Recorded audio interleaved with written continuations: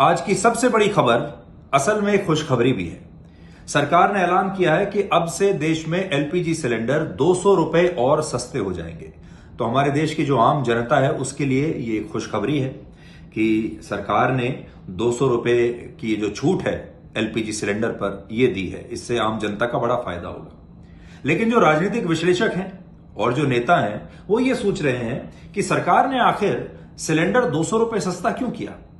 क्या सरकार को महंगाई का डर सता रहा है या सरकार को चुनाव का डर सता रहा है। और इसी के बाद अब विपक्ष के जो दल हैं, विपक्षी नेता हैं, वो ये कह रहे हैं कि अगला आम चुनाव यानी अगला लोकसभा चुनाव शायद इसी साल हो जाएगा। मोदी सरकार हो सकता है कि अगला चुनाव जल्दी करा दे और इसी साल ये चुनाव हो जाए। लेकिन ये अभी सिर्फ एक अफवाह है, ये एक थ्योरी है जिसे विपक्ष के जो नेता हैं वो फ्लोट कर रहे हैं। इस थ्योरी का आज हम एक ब्लैक एंड व्हाइट विश्लेषण करेंगे और आपको यह बताएंगे कि अगर मोदी सरकार यह फैसला करती है कि लोकसभा चुनाव इसी साल करा लिए जाएं, जो राजस्थान और मध्य प्रदेश में जब विधानसभा चुनाव होने वाले हैं उसी समय अगर लोकसभा चुनाव भी हो जाएं तो इससे बीजेपी को कितना फायदा होगा और बीजेपी अगर ऐसा करती है तो उसके पीछे क्या बड़े कारण हो सकते हैं और अगर ऐसा हुआ तो फिर क्या होगा। फायदा इंडिया को होगा या एनडीए को होगा। यह संपूर्ण राजनीतिक विश्लेषण जो हमारे दर्शक हैं, जिन्हें राजनीति पसंद है, जिन्हें चुनावों की खबरें पसंद हैं, यह विश्लेषण खालिस तौर पर उनके लिए है और नेताओं के लिए भी है। इसके बाद दो बड़े पैसे वाले लोगों को हमारी एक तरह से एक चेतावनी होगी।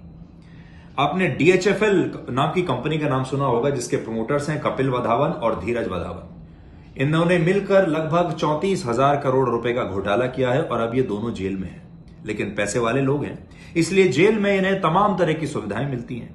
जेल में ये कुछ ना कुछ बहाना लगाकर अस्पताल आ जाते हैं। जब अस्पताल आते हैं तो इनके परिवार के लोग वहां उनसे मिलने के लिए आते हैं, दोस्त मिलने के लिए आते हैं। इनकी लग्जरी गाड़ियां बाहर खड़ी होती हैं और ये उन गाड़ियों में एयर कंडीशनर चलाकर बैठे रहते हैं, लंच करते हैं, कॉफी मंगाते हैं और जो भी इन्हें करना होता है वो करते हैं। लेकिन ये रियायत इन्हें कैसे मिल रही है और ये सब कुछ पुलिस की नाक के नीचे हो रहा है। और आज हम आपको इन सब चीजों की तस्वीरें दिखाएंगे, वीडियो दिखाएंगे, जिससे कि आज इन दोनों भाइयों की पोल खुल जाएगी।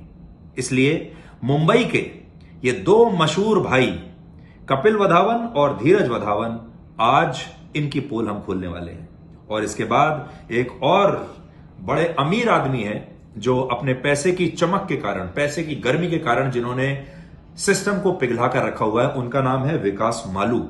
ये वो हैं जिनका पिछले हफ्ते उनकी रोल्स रॉयस गाड़ी का एक एक्सीडेंट हुआ था नुहू के पास, जिसमें ट्रक के साथ ही एक्सीडेंट हुआ था और ट्रक का ड्राइवर और हेल्पर दोनों मारे गए थे और पुलिस ने तब से लेकर अब तक कोई कार्रवाई नहीं की।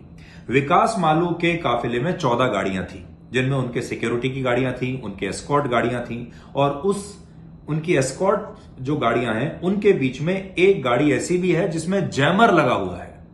जैमर आप समझते हैं, यानी एक ऐसी गाड़ी जो आसपास जितने भी मोबाइल के सिग्नल्स हैं उनको जैम कर देगी। आखिर विकास मालू है कौन कि इन्हें अपने काफिले में इतने सारे सुरक्षा के लोग चाहिए और जैमर वाली गाड़ी चाहिए। और जैमर वाली गाड़ी इस तरह की रखना भारत में इल्लीगल है, गैर कानूनी है। तो आज विकास मालू को भी हम थोड़ा सावधान करेंगे। आप देखिएगा कि हमारे देश में पैसे वाले लोग अगर पकड़े भी जाते हैं, अगर उन पर एफआईआर भी हो जाती है, अगर उन्हें जेल में भी डाल दिया जाता है तो भी कोई उनका बाल भी बांका नहीं कर सकता। और यही कारण है कि ये पैसे वाले लोग ना तो कानून से डरते हैं, ना पुलिस से डरते हैं, ना अदालत से डरते हैं और ना ही जेल जाने से डरते हैं। इनकी हिम्मत क्यों बढ़ती है आज हम आपको बताएंगे। तो मिलते हैं आज रात 9 बजे ब्लैक एंड व्हाइट में आज तक पर।